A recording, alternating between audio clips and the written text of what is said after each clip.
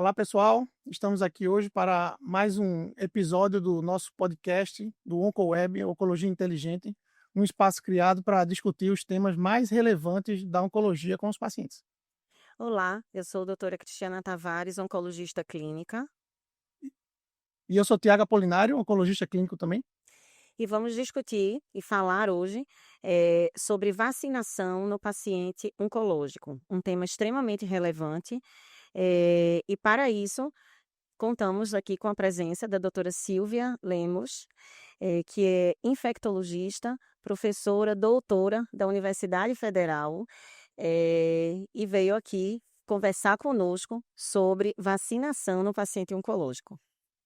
Muito obrigada, Silvia. Eu que agradeço estar aqui, é um prazer, principalmente para levar informação para as pessoas do ponto de vista oncológico, que é algo de extrema importância nos dias atuais.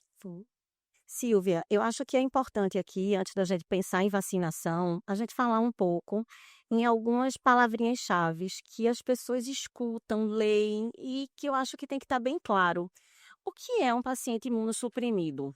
Excelente pergunta, porque todo mundo fala em imunossupressão e essa palavra começou a aparecer na nossa vida médica com a AIDS, por volta de 1980, quando os primeiros casos surgiram, que seria justamente o sistema imunológico. Ele tem dois tipos, celular e o humoral. Ele, principalmente o celular, que protege a gente contra muitos micro-organismos, os nossos bichinhos, né, bactérias, vírus, parasitos, fungos. E esse sistema era suprimido pelo vírus do HIV. O que é que aconteceu ao longo desses anos? A medicina evoluiu, a ciência evoluiu e começaram a existir pessoas outras imunodeprimidas por quimioterapia, por radioterapia, por conta das doenças oncológicas que começaram a serem mais diagnosticadas. Aí começou a também ter pacientes transplantados, pacientes que fazem uso de medicamentos que baixam a imunidade por conta de doenças autoimunes. E aí começou a ter um grupo de pessoas dentro da população, além das pessoas com HIV, que também eram imunodeprimidas. Aí também descobriu-se que algumas doenças também deprimem, não porque ela deprime o sistema imunológico, mas é porque ela desarruma o estresse. O estresse desarruma o sistema imunológico. Daí muitas pessoas terem essa desarrumação, ficarem mais susceptíveis a infecções como herpes simples, de recorrente, como cândida vaginal recorrente, e até mesmo pacientes diabéticos que também desarrumam o sistema imunológico. Silvia, perfeito você ter comentado, porque acho que Tiago deve concordar aqui comigo que a maioria dos pacientes, quando chegam no consultório, eles perguntam, doutora, e o estresse do dia a dia? Será que isso pode comprometer o tratamento? Isso pode baixar a minha imunidade? Então, a Com doutora certeza. Silvia já respondeu aqui, hein, Tiago? Ele é muito confuso no consultório. Desarruma a imunidade. E às vezes a pessoa diz: "Ah, mas eu estou tranquila". Depende, depende. A gente às vezes não sabe nem que está estressada. Às vezes você está sem dormir direito, sonhando. Isso.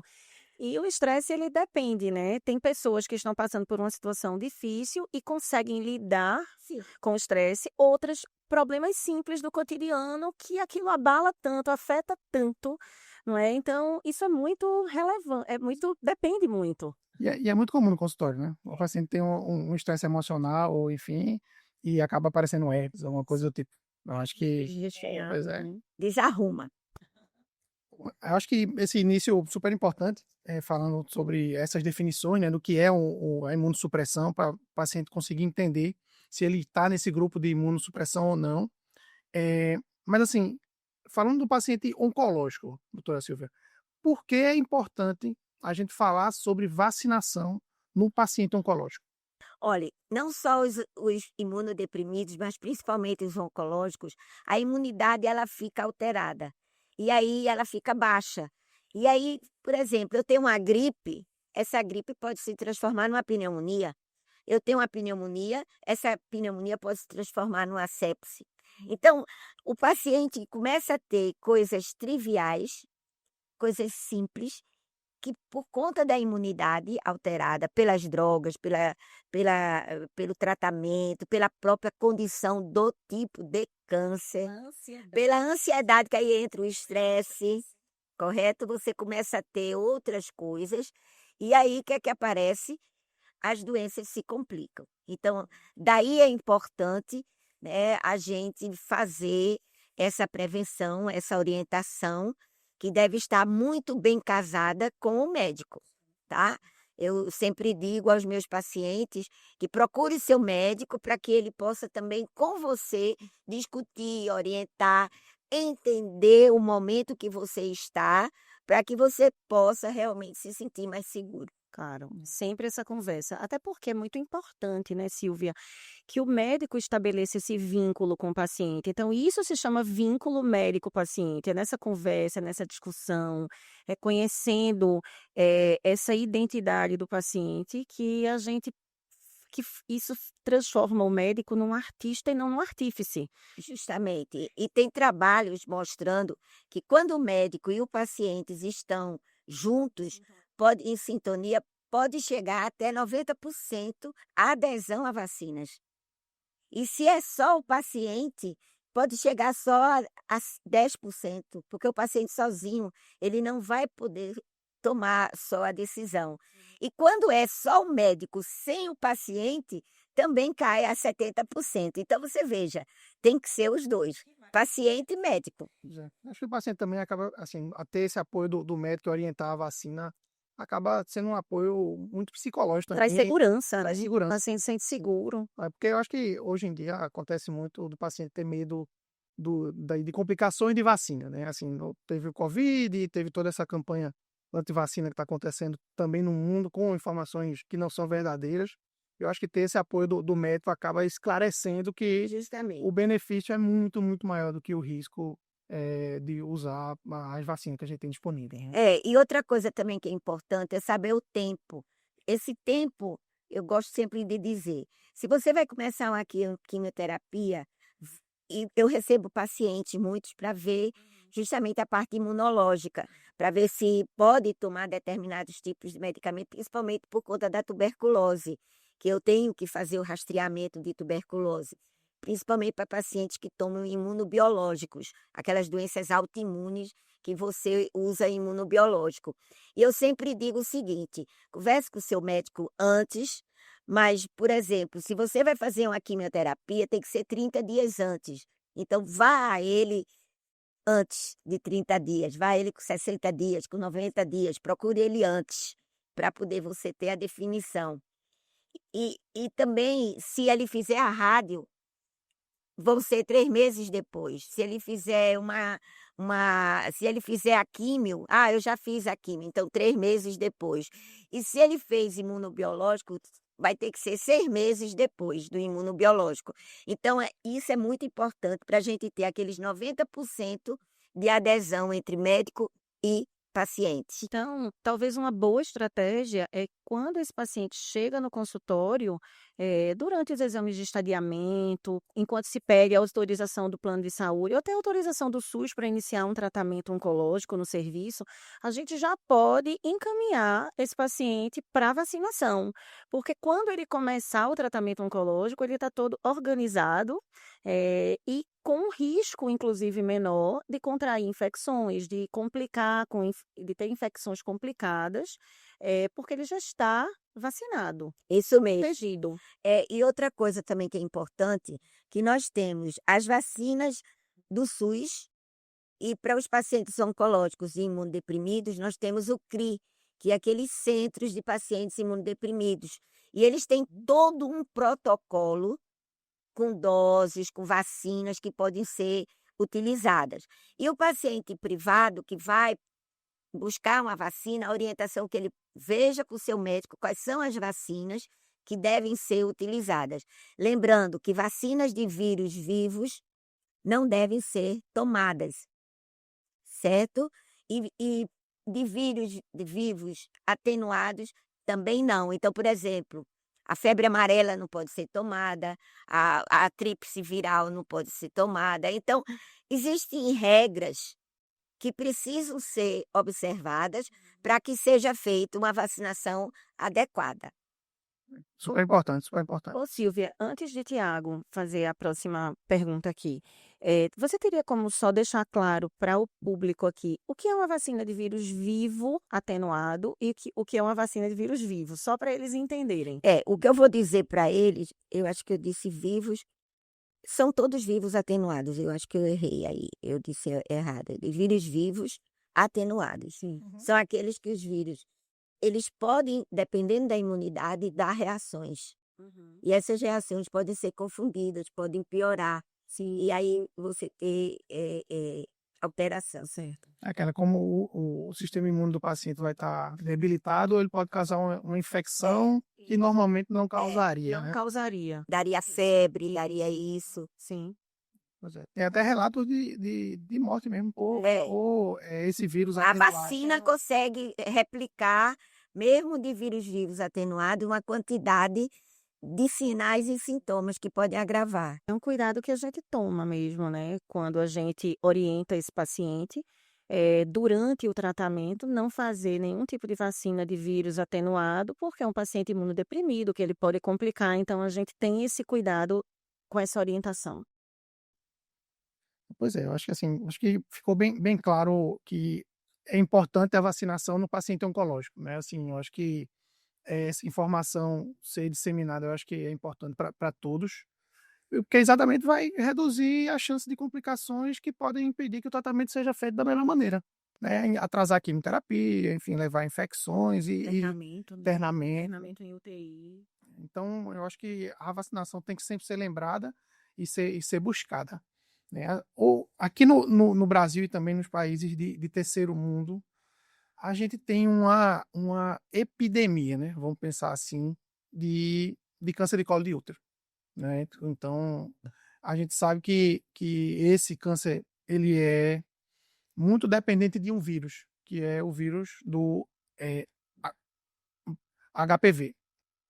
A senhora podia falar um pouco para a gente sobre esse vírus, como ele leva também a esse tipo de tumores, câncer de colo de útero e enfim. Olha, o HPV tem sido uma preocupação no mundo inteiro, principalmente porque ele é sexualmente transmissível. E existe uma campanha mundial para até 2030, 2050, um pouco antes ou depois, se erradicar o HPV no mundo através de vacina. Nós temos hoje 2 vacinas que estão sendo usadas, a vacina quadrivalente e a nonavalente, que eu vou explicar já já. E aí essas vacinas devem ser usadas a partir de 9 anos, entre 9, 14, 15 até 45 anos. Então, o que é que aconteceu? Os governos são signatários dessa campanha mundial, da Organização Mundial de Saúde, e eles estão fazendo a distribuição, vacinação gratuita para essas populações. O que é o HPV? O HPV, ele é um vírus que ele acomete principalmente células cervicais, principalmente a nível de vagina, de vulva, colo de útero, boca, por conta do sexo oral, ânus, por conta do sexo anal, pênis, por conta do sexo, certo? Peniano, e que o homem também tem, por isso que ele atinge mulheres, meninas e meninos, certo? Até 29 anos, menino, 45 as mulheres. Hoje já se discute por conta da longevidade e das práticas sexuais, da sexualidade da mulher madura, após seus 45 anos. Já se questiona também o uso da vacina até 65 anos. Muito importante, né? Porque hoje a gente sabe que estão surgindo mulheres com câncer de colo de útero nessa faixa etária, porque elas estão sexuando, elas têm vida sexual ativa. E os 60 é praticamente o novo 50, né, Silvia? Uma São mulher de 10 anos. 60 anos está muito ativa. Justamente. Então, o que é que está acontecendo? Uma mudança.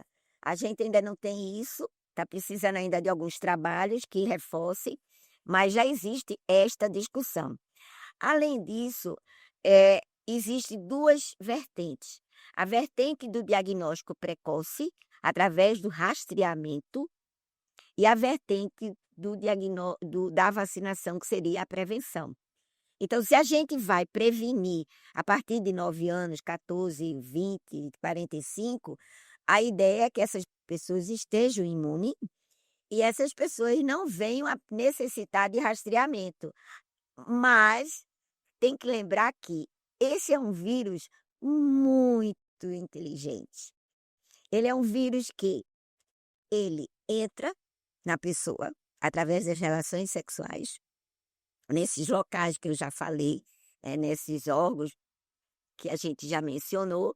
E o que é que acontece? Ele pode ir embora, dependendo do estado imunológico, mas ele pode ficar e ele pode ter reinfecções.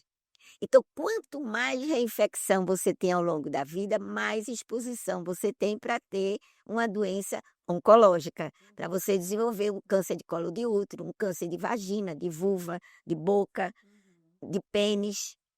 Então, é importante o rastreamento. E o rastreamento a gente faz sempre fez através do Papa Nicolau, mas hoje a medicina, a ciência evoluiu, que nós temos testes,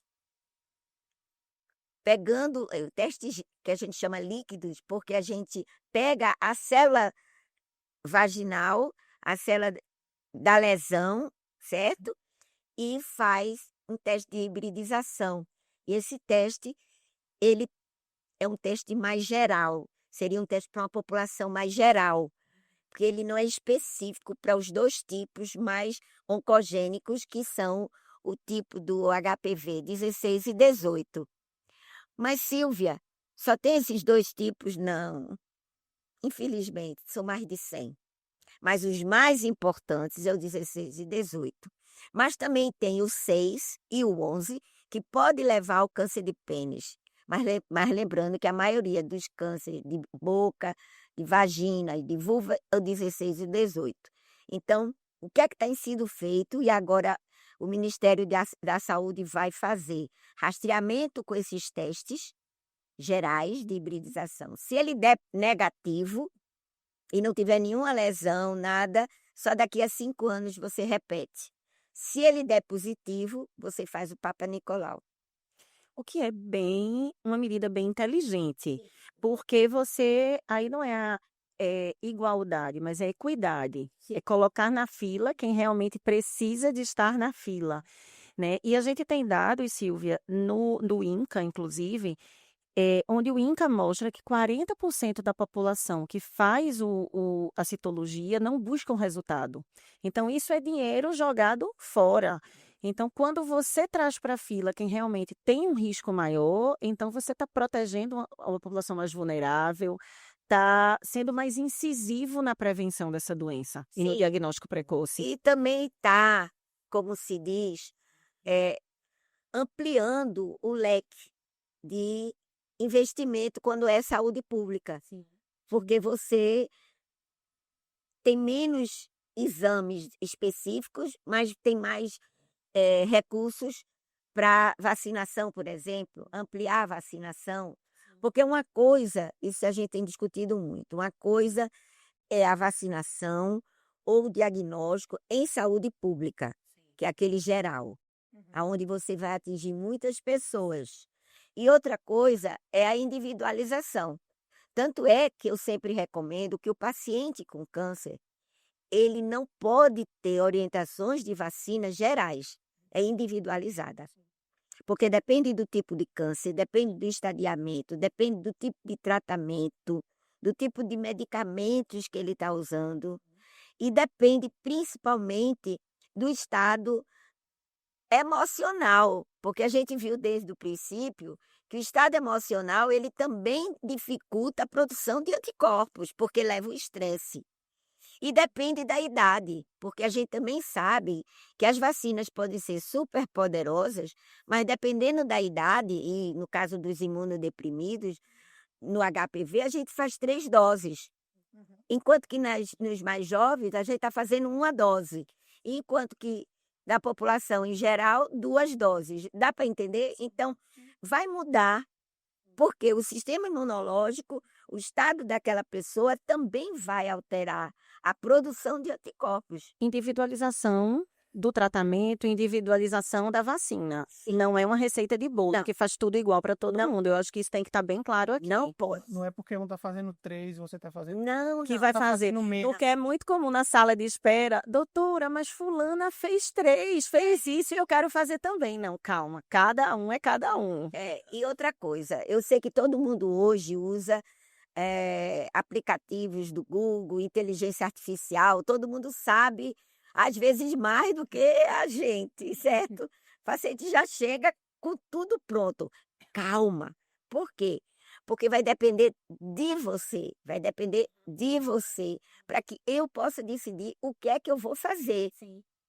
Então, isso que você falou foi muito importante. Não pode, minha vizinha tomou 3, minha vizinha não tomou nenhuma. E a senhora vai dar para mim? Porque minha vizinha não tomou. Espera aí, calma. Seu câncer, sua doença, seu estado. Seus fatores de risco, porque o ambiente que aquela pessoa vive pode ser um ambiente diferente de uma outra pessoa, e ela ter riscos ali que o outro não tem. Então, chamar a atenção aqui também, né, Tiago, essa paciente que ela tem o HPV 16 e 18, ela tem um risco para o câncer de colo de útero, mas nós profissionais precisamos estar atentos, porque ela vai ter risco também de outros cânceres que também têm correlação com HPV. Estarmos de olho no câncer de canal anal, né, no câncer de boca, que é muito comum e que você falou aqui, né, que é muito interessante que a gente chame a atenção aqui, não é, Tiago? Porque as pessoas, e o que é que HPV tem a ver com câncer de cabeça e pescoço? Tem tudo a ver.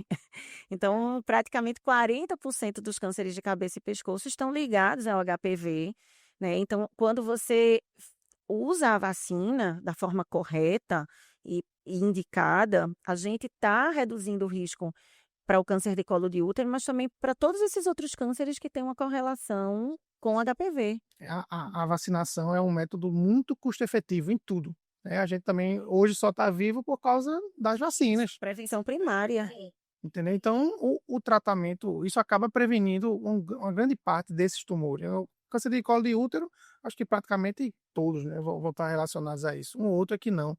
Então, imagine a quantidade de sofrimento que a gente poderia estar impedindo que acontecesse, Sim. né, se as medidas de rastreio e também de vacinação tivessem bem efetivas já hoje em dia. Trabalho em hospital público, né? Trabalhamos no Oswaldo Cruz e temos, infelizmente, é triste ver como essas pessoas muitas vezes chegam no hospital com tumores mais avançados, que poderiam ser totalmente evitados. Então, pessoas jovens, né, mães de família, com filhos ainda pequenos, então, que vão para uma enfermaria, que precisam passar por um tratamento de quimio e rádio, que é um tratamento caro. Então, por que não trabalhar na base, que é a vacinação?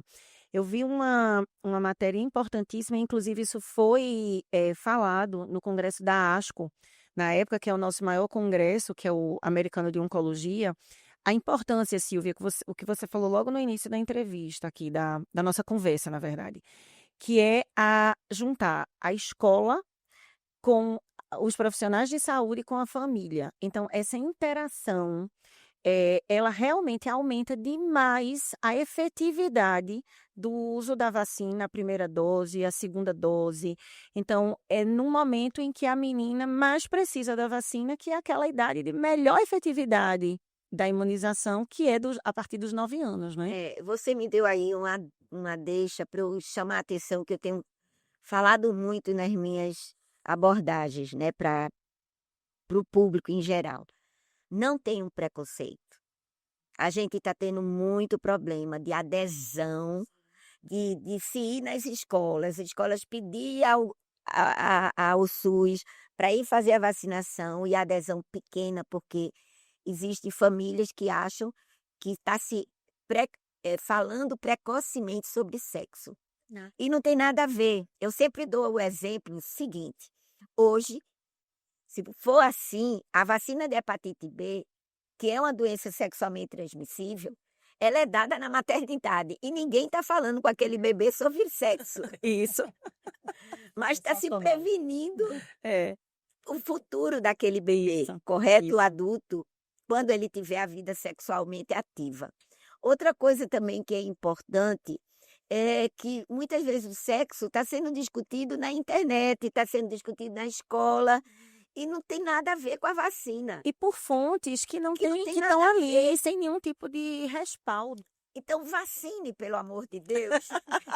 Por favor, doutora Silvia está pedindo, está implorando. E outra coisa também, não esqueça os meninos. Isso. Certo. Não esqueça os Fundamental. homens, porque os bichinhos estão todos ali quietinhos, mas tem câncer de pênis, De boca. transmite também. Então, o homem também tem muito preconceito para ir para um urologista, para ir para um proctologista. E muitas vezes, olha, na minha experiência de HPV, que é o condiloma, né, crista de galo, né? A minha experiência sempre traumática, quando eu era mais jovem, até pouco tempo, graças a Deus diminuiu, graças a Deus, eram condilomas imensos em região de pênis e ânus de homens. E eu perguntava, mas por que o senhor deixou vir? Porque eu tinha vergonha. Não tenham vergonha. A mulher, pelo contrário, ela como vai para ginecologista desde cedo, e hoje a gente sabe que vai começar a vida sexual, ou antes, já se manda aí, a ginecologista já tem condições de olhar. Mas o homem não vai para o urologista. Ele chega para vocês, oncologista, depois de uma vida, com lesões imensas. Isso. Isso é muito interessante, assim, a mulher normalmente se cuida mais, né? Normalmente o homem vem com a mulher e muitas vezes ele fica dando informações meio erradas, a gente fica olhando para a esposa do lado e diz, Mas assim, fazendo. não é isso não, doutor, ele tá... E outra coisa, os cuidadores têm que ser também vacinados. Ponto Ah, importante. isso é super importante. Muito. Porque ele pode estar trazendo doenças para o paciente oncológico, para o paciente imunodeprimido. Então, o ideal, Silvia, é que aquela família que habita no mesmo ambiente, todo mundo se vacine, né? Sim, Para ajudar esse Sim, paciente. sim. E aquela mulher que vai fazer a sua vacina de HPV, certo? Ela saiba que a partir de 9 anos, se ela tem um filho de 9 anos, ela também vai ter que vacinar o filho de 9 anos. Deu para entender? E o vovô, que é normal, não está com doença, mas tem netinho, vai buscar na escola, ele também tem que se vacinar, porque ele vai pegar as doenças dos netinhos e dos coleguinhas dos netinhos da escola. Isso é tão simples, mas assim, que as pessoas nem acham, né? Não. Pensa que a criança, porque é pequenininha, a gripe dela é pequenininha também. Isso é um dado super interessante. A gente estava vendo, tem um estudo que pacientes com doença hematológica, leucemia, a taxa de vacinação dos familiares é algo em torno de 20 a 30%, entendeu? Então, imagine, é um tratamento que passa por transplante, quimioterapia super pesadas, imunossuprime muito o paciente, e somente 30% das pessoas que seriam uma barreira, né? Você pode fazer uma barreira contra as infecções, aquelas pessoas também estão expostas, podendo levar a infecção para o paciente. E eu chamo muita atenção dos cuidadores. Eu acho que hoje, quem tem um paciente idoso, independente dele ser oncológico ou não, os cuidadores também têm que ter o seu cartão de vacina atualizado. Ele tem que ir no SUS, atualizar, tomar as vacinas básicas, principalmente porque eles são sadios, vão poder tomar as vacinas sem nenhuma contraindicação, a não ser que eles tenham alguma contraindicação. Só deixa eu lembrar, não é vacina contra o HPV, são Não, outras vacinas, né? Vacina. Influenza, vírus sincicial Então, respiratório. gente, eu acho importante isso que a doutora Silvia falou aqui. Vamos fazer um recorte agora da importância de quem estiver contratando uma pessoa que seja um cuidador de idoso, os funcionários da casa, os colaboradores, vocês checarem o cartão vacinal e assim, estimularem essas pessoas a tomarem as vacinas. E se não tiver cartão vacinal, vamos fazer o cartão vacinal. Silvia, então o CRI, qual a diferença do CRI para os outros centros de vacina? Onde é que essas pessoas podem procurar nas unidades básicas, hoje tem as unidades básicas de vacina, tem vários locais, certo? Eu moro junto de um, por exemplo. Moro Os em Casa postos de Forte, postos saúde, de saúde. Tem 2 perto da minha casa. tem todas as vacinas lá. Tem. As vacinas que são Sim, do calendário preconizada do SUS. calendário. Sim. E o CRI é para imunodeprimido, oncológicos, pacientes HIV e AIDS, que estão convivendo com HIV, com AIDS, os pacientes que vão fazer PrEP, que têm HIV e que estão bem, ou que não, os que não têm HIV e que querem fazer o PrEP, eles também têm que vacinar. Por quê? Porque ele vai usar uma medicação contra o HIV, mas ele vai estar aberto para outras doenças. Então, ele também tem que se vacinar, certo? Ele é uma pessoa sem doença e precisa se vacinar. Então, esse seria o CRI. Tá. Silvia, em relação à vacina, em relação à vacina, eu vou fazer só um adendo aqui. Uma vez eu conversando com o doutor Eduardo Jorge, do IMIP, ele tem um termo que eu achei tão chique. Ele fez a vacina do HPV, Cristiana, é uma vacina elegante. Eu adorei isso, é uma vacina elegante. Ele, não, são muitas fake news, mas ela é efetiva, não causa reação, é segura. E aí, o que a gente eu queria só chamar a atenção aqui, e que isso tem sido uma pergunta constante dos pacientes em consultório, dos pacientes no Oswaldo Cruz. A vacina antipneumocóxica, ela é importante hoje no cenário? Ela é importante para pessoas, principalmente acima de 60, idosos, de extremos de idades. Eu gosto muito de falar de extremos de idades, muito jovens e muito idosos, tá? Lembrando que 60 anos era o idoso. Hoje diz que os 60 anos não é mais idoso, certo? Que o idoso é a partir de 80. Já estou dizendo que o idoso é com 90. Daqui a pouco o idoso é com 100. É só assistir as Blue Zones, que lá no Netflix, as Blue Zones, o idoso tá lá com 110. Então, ela é importante por causa das pneumonias, certo? E no oncológico é importante, porque é onde a gente tem os problemas, correto? Como também o herpes zoster também é importante. E o vírus sincicial respiratório também é importante para essas faixas etárias, né? Hoje, tanto é que as gestantes, espera-se que daqui a uns anos a gente não tenha mais vírus sincicial, porque as gestantes estão tomando durante a gestação o vírus sincicial, importante. E os idosos, por causa dos netinhos, correto? Então, tem essas 2 campanhas. E acredita-se que o SUS vai absorver isso também, pela prioridade do vírus sincicial. E a pneumocócica, ela não está no calendário, mas ela está no CRI, né? E ela está nos privados. Sim, Então, é recomendável. todo paciente oncológico, imunodeprimido, pós-transplante, imunossuprimido, ele deve fazer a antipneumocóxica, então é algo que nós sempre lembramos. Até porque esse perfil de paciente, o paciente oncológico, ele tem 12 vezes mais risco de ter uma doença invasiva se ele não fizer a vacina. Um paciente transplantado, ele tem 40 vezes mais risco de uma doença invasiva se não vacinar.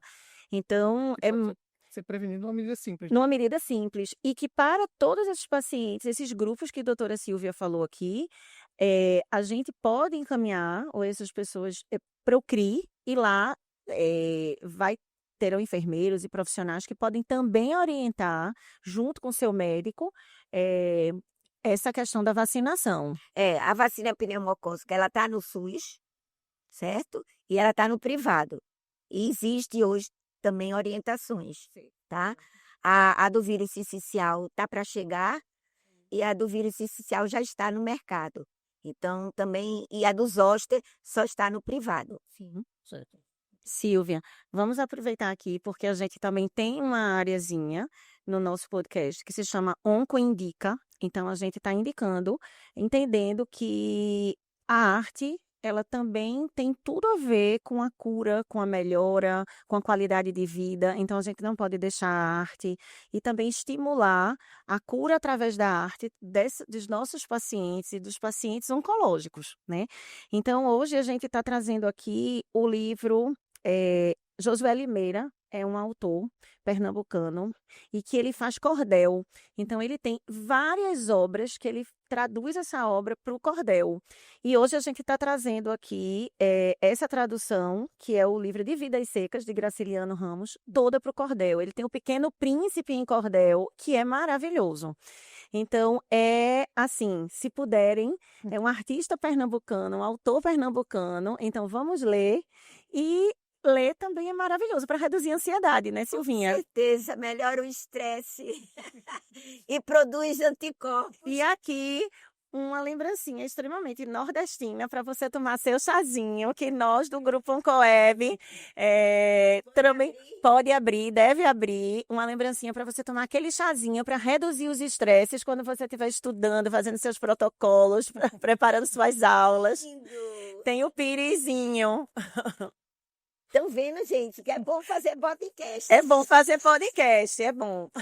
Olha aqui, para a doutora Silvia tomar o chazinho anti-estresse dela à noite, que relaxa. Deixa eu só botar aqui com um jeitinho. Silvia, nós super agradecemos, assim, você ter vindo, estar conosco, trazendo informações, assim, de altíssimo nível. Então, é isso que a gente busca na Oncoeb, é trazer profissionais como você, que são professores, são profissionais de referência para ajudar as pessoas a lembrar de pontos importantes, seja dentro da oncologia e fora da oncologia. Ou seja, aqui a gente falou de várias situações, até dos pacientes não oncológicos, que vão se beneficiar com a vacina também. Eu fico muito feliz de estar aqui. Só queria deixar uma mensagem. Não é só vacina, é estilo de vida. A gente tem que buscar alimentação, exercício, não ser sedentário, ser zen, mesmo que não consiga. Gente, vejam que ela falou bastante nisso, você sim. Ser zen. E mudar o estilo de vida. Eu sei que está difícil, acho que a gente está vivendo um mundo muito diferente, não posso dizer que ele é bom ou ruim, ele é Ansioso, né? ansioso, mas eu queria dizer que alimentação, fazer rastreamento, cuidar da saúde, orientar com o seu próprio médico, certo? Não se automedicar, não se autodiagnosticar, não fazer exame sem ter indicação, Sim. que eu acho que o corpo agradece. E a gente chega no idoso de mais de 100 Vamos chegar nas Blue Zones aqui, essa é a nossa intenção. Excelente, excelente, doutora. Eu quero agradecer também a presença. E, assim, um lema nosso da Oncoeb é que a informação correta também é uma maneira de cuidar, Isso. né? Então, quero só agradecer toda essa informação, toda essa ajuda e tomara que esse podcast chegue em locais que a gente nem imagina. Essa é a ideia. Então, toquem o sininho, inscrevam-se no nosso canal, através das plataformas do YouTube, Spotify e Instagram. E, em breve, a próxima convidada será a doutora Natália, nutricionista oncológica, e doutor Ilan Pedrosa e doutora Silvia Fontan estarão conversando sobre alimentação saudável. Então, esperem e assistam.